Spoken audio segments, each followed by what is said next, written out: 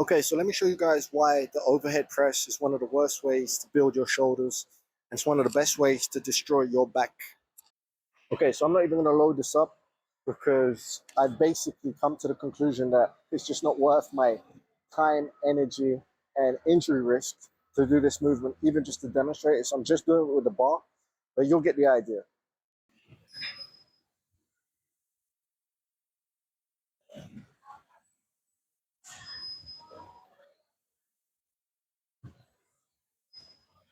Okay, so I wasn't doing it perfectly, but because I got a microphone here, but basically, the reason why this exercise isn't great is most people do not have the shoulder mobility to actually do that exercise without making compensations in other areas, mainly the lower back, to get the bar to go straight over their head, right?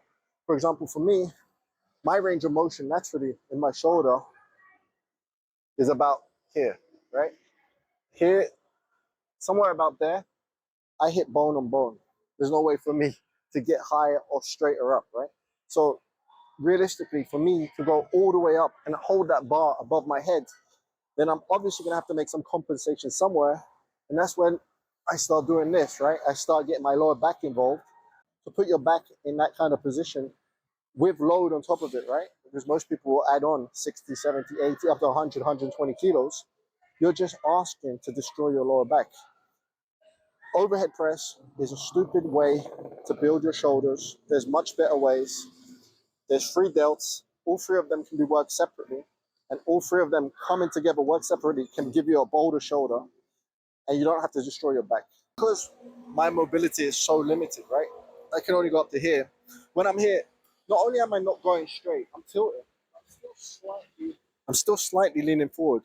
And there's all these forces, these counter forces going that way, that I'm having to use my rotator cuff to keep it from falling over, right? And if you start loading that bar up with 100 kilos, that's just a lot of weight for the rotator cuff to try and prevent from going that way, right?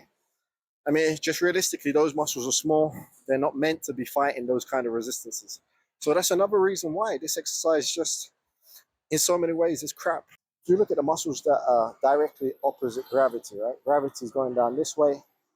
Muscles that are directly opposing gravity are the most loaded, right? When I'm doing this movement and I'm pushing up, right? The muscle that gets the most work is the front delt. If you want to develop a wider look, right? Most people are narrow.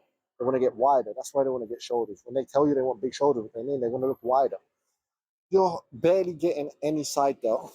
And that's another downside of the exercise. I mean, if you're trying to look wide, overhead press isn't going to do it.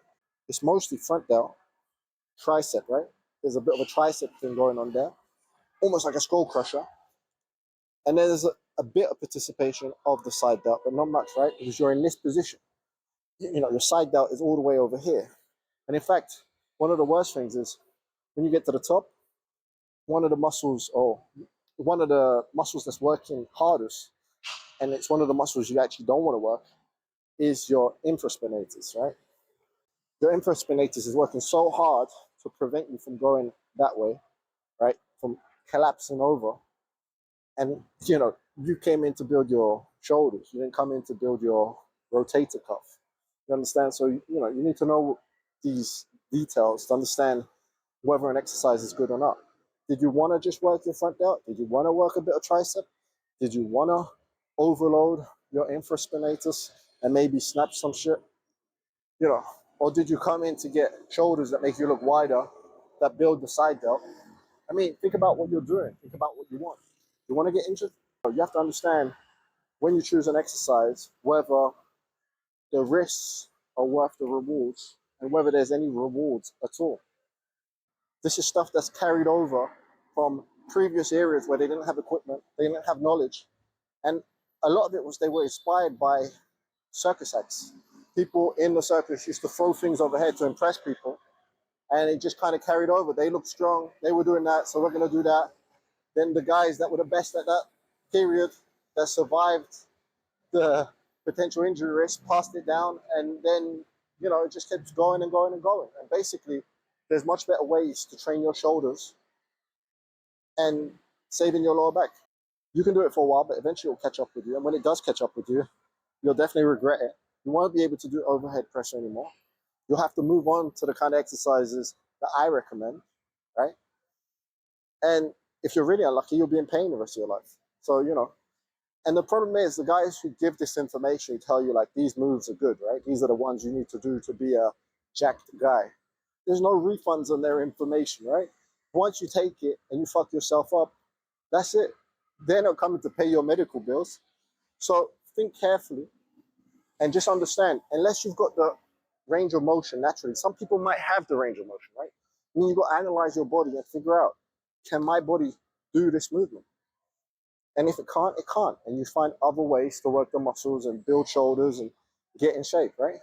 You have to deal with the realities of your body, respect biomechanics, respect your physiology, and find other ways to get jacked.